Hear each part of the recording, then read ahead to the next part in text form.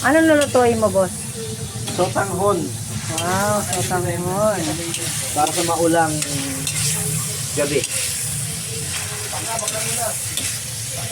Isa muna natin itong baboy na minarinate natin.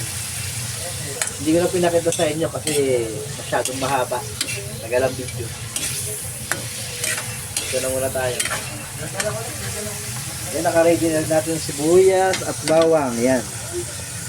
Then yung ating sotanghon. 3 piraso siya. Tapos yung ating chopsuey. So yan lang ang mga magiging ingredients natin ngayon sa pagluluto ng ating sotanghon.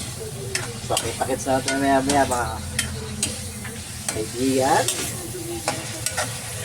Guys, so yan, magigisa na tayo ng ating luya, sibuyas at bawang. Yan. Tapos yan, papakulo na tayo ng tubig. So yan, balikan natin, kumukulo na siya. Then, lagyan na natin ng ating pork cubes.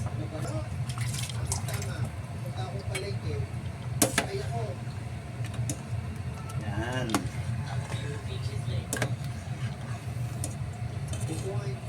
So yung ginisa natin kanina na baboy, timplado na siya kasi nakamarinate na siya. So ngayon kung kulang ng lasa, mag-additional na lang tayo. May nilagay na rin tayong pork cubes na pampalasa din. So konti na lang dadagdag natin kung saan. Then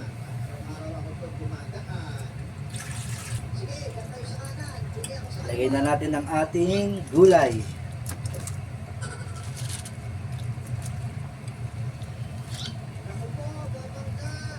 Ayan.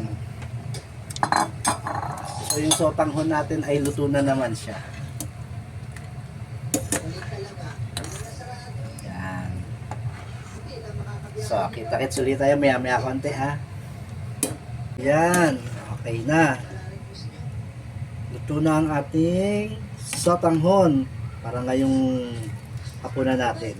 Taka, maulan din naman kasi ngayon. Okay na ngayon.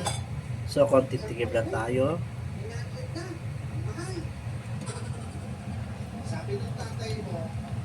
Sakto. Okay siya. So patay na natin, luto na. Okay. Thank you.